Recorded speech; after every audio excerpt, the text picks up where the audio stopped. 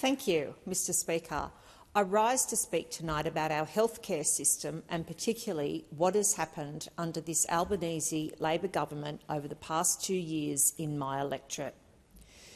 Mr Speaker, at the heart of our health system in Australia is our local GP and the services provided at those local clinics. And in the middle of a cost of living crisis, a Department of Health report has now revealed what Australians have known for 2 years, that the number of GPs bulk billing is not increasing, as the Minister for Health and the Prime Minister claim. Also, that Australians, worryingly, are not visiting their doctor because of the cost. Well, in my electorate of Hughes, Mr Speaker, in southern and south-western Sydney, this has been obvious for a while. We are seeing the declining wealth of Australians caused by the cost of living crisis now impacting their health. Media reports today confirm that a trip to the doctor now leaves Australians almost $45 out of pocket on average. That's up 5.5% compared to a year ago.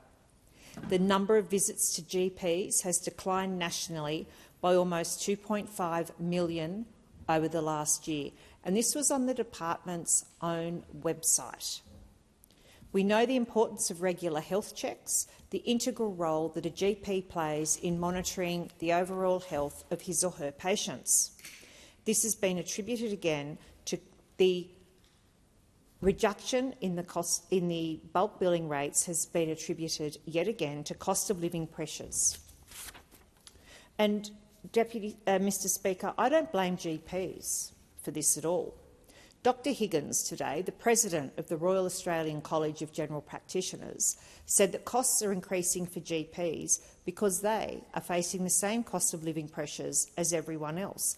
And also most GPs are in fact small business owners, so they are also suffering the same costs of doing business crisis that has afflicted all of the other small businesses across our country. But, Mr Speaker, the people I speak to in my local community have raised the declining rates of bulk billing across my community for 2 years, and research has now confirmed that this is indeed the case.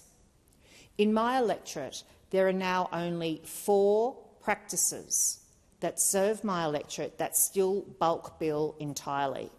That is only 16%. Of the remaining, more than 20 in total, around half have changed their way of billing over the past 2 years. Doctors within my local community blame the drop in GP visits on cost of living pressures. One of the GPs with whom I've met, Dr Rebecca Hoffman at Kirrawee Family Practice, has said there are almost no bulk billing or low billing clinics in southern Sydney. She said she's seeing more families trying to squeeze multiple children or family members into a single appointment. She said, "What I'm hearing from my patients is it's the cost." And, Mr Speaker, I also want to draw attention now to a particular practice within my electorate that has been significantly disadvantaged by this government. That is Wattle Grove Family Practice at Holsworthy. I'm glad to say I was contacted by Dr John Stanford, who is at that practice, and I thank Dr John for his advocacy. There are more than 3,100 patients that attend this practice, many of whom are veterans' families as well as former veterans. The predominant health issue dealt with doctors at this practice is mental health and predominantly postnatal depression. Presently, there are currently 3 doctors and 1 registrar to serve this busy area.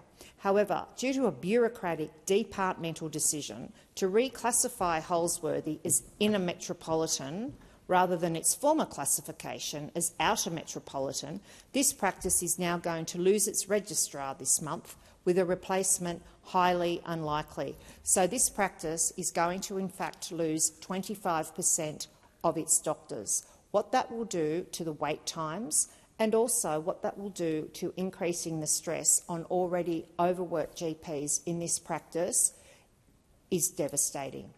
It's devastating to the people of Holsworthy, of Wattle Grove, of Voyager Point, of Pleasure Point who attend this practice. I've written to the Minister about this. He refuses to do anything about it.